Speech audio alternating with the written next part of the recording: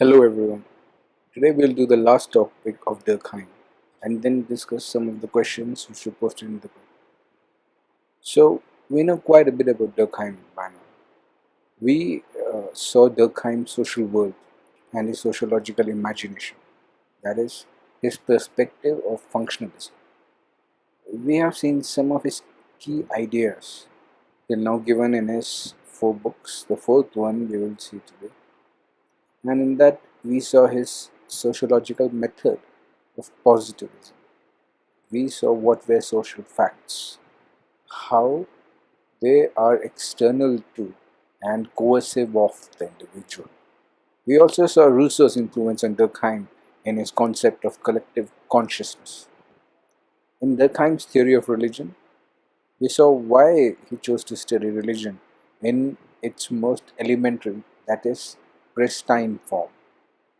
His definition of religion and why so much importance was given to the sacred in his definition. We also saw the meaning of totems, how emotional effervescence via religious rituals led to totems carrying a symbolic meaning, that is, carrying an emotional mood so that the religious rituals can be remembered and carried out again. And thus, we saw the nature of social solidarity in ancient society. In the book Division of Labor, we saw how Durkheim held an evolutionary view of social change, how he saw that the similarity was the basis of solidarity in some societies which were based on mechanical solidarity, and how difference was the basis of solidarity in organic solidarity societies. Further, we also saw the problems of modern society, how organic solidarity is weaker than mechanical solidarity, yet created strong integration via interdependence of the different individuals. However, however, social pathologies such as anomie and forced division of labor can destabilize our society, right? So till now we have covered a lot about Durkheim and how Durkheim sees the individual in society and how societies have themselves changed over time. Today we'll do Durkheim's book, which is Suicide, a study in sociology, which was published in 1870. Right, so this is called as the magnum opus of positivism. Right, so it also in a way tells about positivism that it couldn't develop much since such a long time because of some glaring flaws, you know, some issues with this perspective. Anyway, let's come back. Before we start suicide, I want to talk a bit about individualism. So, in early traditional societies, the human being was just a social being, it was completely thought of in terms of the group. The self was just, you could say, an extension of the group. Like maybe your arms are an extension of your body, right? So, but as societies grew and as they became structurally differentiated and even socially differentiated, the self became more and more isolated, right? And took on the characteristics of what we call as the individual. And in modern societies, we can see that the individual is getting even more and more importance.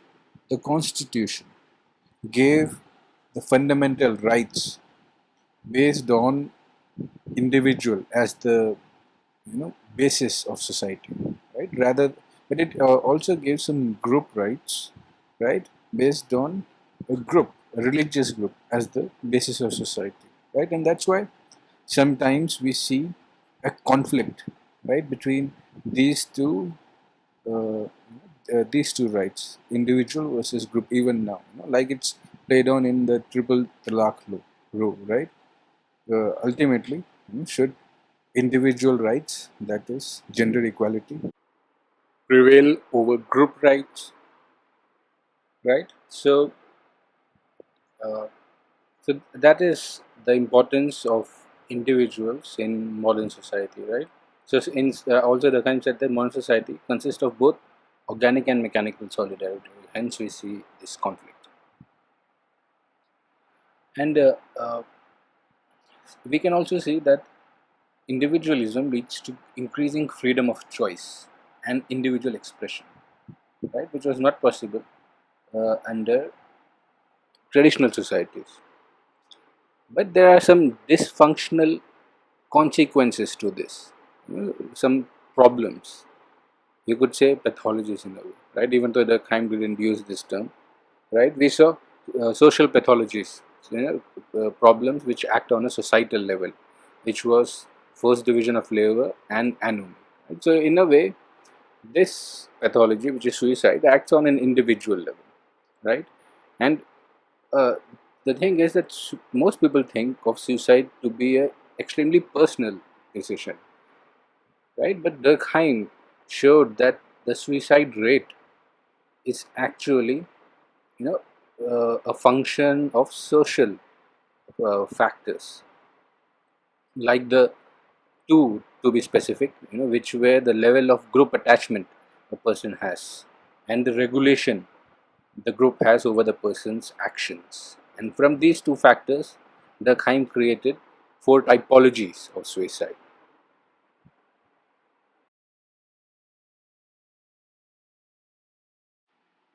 So, why did Durkheim choose suicide as his topic of study? Well, during his time, Durkheim was attempting to establish a separate discipline of sociology, as we saw in our previous videos. He faced competing claims from other disciplines, like psychology argues that a society just consists of individuals, and psychology studies each individual. So you can just add them all up, and we can study society, like in social psychology. But Durkheim says no, we cannot add them all up. The sum is greater than the parts. When individuals combine to produce society, they create something which is external to them. It takes a form of its own. That is, society is sui generis. We saw all of this in our study of social facts. So, Durkheim sought to do this via his study of suicide. If such a personal act, which people believe is based on personal decisions, if you can show that these personal decisions are themselves controlled by social factors, right? So you would have established a claim for a separate discipline of sociology. He showed that suicide rate is controlled by external factors. Like there is no correlation between insanity, being mad, and suicide rate, as most people can maybe assume due to common sense. He showed that religion can be an important factor in the suicide rate of a community. Right? The second reason Durkheim chose suicide was the availability of suicide statistics in Europe. They were all available in official data. So here we see how the data available can influence the research topic of a researcher. So how did Durkheim study suicide? First, Durkheim showed that the suicide rate remains constant over a period of time. But the suicide rate is different for different social groups based on different factors, right? He did this via using the comparative method to show that the different social groups have different suicide rates. Groups based on religion, or maybe the education level, or maybe other social factors. Example, he showed that those with high education have a higher suicide rate than those with lesser education. Maybe the saying ignorance is bliss, maybe that is true. And now, once the correlations have been drawn, that is, in the data, Durkheim has found that if this social factor, maybe education or religion, and this suicide rate, which is high or maybe low, they occur together, then it may be true that the social factor is responsible for the change, I mean, for the uniqueness of that suicide rate, right? Which, maybe is high because of that social factor or low because of that social factor, right? But it's not that easy. Maybe there is some other social factor which we do not know, right? Maybe that is influencing the social suicide rate. Maybe instead of religion, it is region, which is the cause of that suicide rate, right? So to remove this problem, Durkheim used multivariate analysis, that is, to isolate the most important variable, right, and determine if this correlation is indeed causation, right? That means it is responsible, for the it is causing the variation in the suicide rate, right? So if this relationship is established, he can prove that suicide is indeed controlled by social factors. So for example, if Durkheim had to prove that maybe national culture, maybe some people think the national culture is responsible for that suicide rate rather than the religion in particular countries, right? So how to show this, he kept one factor, which is nationality, the same. That means he checked in Germany, right, different regions of Germany, and keeping religion as different, he found that Bavaria, right, which is a county in Germany which has the highest population of Roman Catholics, it had the lowest suicide rate. And this was true in according to his findings that Roman Catholics have generally a low suicide rate, right? Similarly, as we saw, those with higher education level have a higher suicide rate, right? So he also checked between different factors, which is more important, religion or education. And he saw that religion was even more important, as Jews had a lower suicide rate, but in general had a higher education level than the rest of the population. So based on the comparative method and multivariate analysis, Durkheim zeroed in on two crucial factors which he used to create his typologies of suicide. The two factors were the level of group attachment and behavioral regulation, right? So everyone needs a certain amount of group attachment, right? And now some of our identities are based on such group attachment. Like if you're a student, it is based on your group in your college or in your school, right? So, but in modern societies, a person is individual. It moves, as we saw earlier, it moves more and more towards individualism.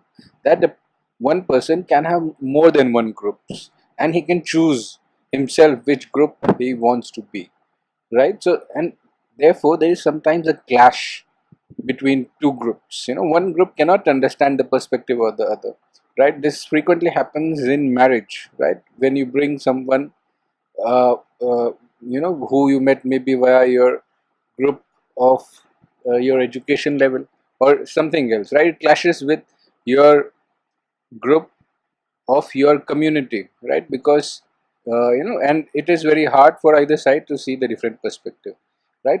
And taken to the extreme level where your group is not connected to anything, that is extreme individualism. For Durkheim, that leads to what he calls as egoistic suicide, right? We call such people as madmen, right? Who are lost in their own world and their social reality does not form part of any group or anyone who can understand it, right? So, taken to the extreme level, this leads to egoistic suicide, which is having extremely low group attachment leads to extreme individualism and loss of any sense of reality and purpose.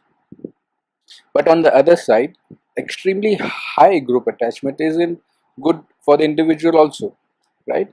Extremely high group attachment leads to complete fusion within the group and loss of any sense of individual identity. And this can be very, very problematic in modernity, right? And such people are likely to commit what Durkheim called as altruistic suicide, giving up one's life for the sake of the group. Like, for example, the practice of sati, right? So it is giving up one life for the sake of the group. Or there was an incident in World War II where, the Pearl Harbor incident, where Japanese kamikaze pilots, gave up their life by crashing into Pearl Harbor. So this is also, extremely high group attachment. Another example which we'll also see later on in our chapter of religion is that there are some cult movements, like the People's Temple and Heaven's Gate in the US, right, where people willingly committed suicide, the whole group together. So these are examples of people having extremely high group attachment, leading to altruistic suicide. An important point to note is that Durkheim says that modern societies are based on both a mix of organic and mechanical solidarity. And that's why you can see pockets in modern society which are based on mechanical solidarity. An example is sports, right? When people gather to watch a sports match, high level of emotional effervescence is generated, as we saw. So it brings in group attachment, and which is symbolized via maybe the sports team shirt, right, or the national flag. So maybe Durkheim is saying that some sort of group attachment like this is needed, right? And extremes are always very dangerous. So the other factor which was very important in the typology of suicide was behavioral regulation, right? So even though modern advanced societies believe in individualism, right, and someone regulating our behavior might seem very objectionable, right? But the what Durkheim is saying, that if regulation is removed, then everyone, the boundaries will seem meaningless, right? Individual himself suffers from constant friction with each, himself, according to Durkheim, if all regulation influence is removed. An example, if there are no laws to enforce behavior, right, it might lead to chaos with, some people resorting to murder or crime. Hence, behavior behavioral regulation is important, but extremes lead to suicide, like extremely high regulation or extremely low regulation. Like for Durkheim, when behavioral regulation is extremely low, which examples when societies are changing very fast and norms are unable to keep up, the norms, the culture. So it leads to what Durkheim called as anomic suicide. The lack of regulation of behavior leads to a complete lack of regulation of the desires of the individual, and there is an intense feeling of meaninglessness. Whereas at the other side, extremely high regulation, like those done for slaves, that leads to what the Durkheim called as fatalistic suicide. Seeing no other way out and committing suicide. So, keeping this in mind, we can categorize the four types of suicide along two parameters, group attachment and behavioral regulation.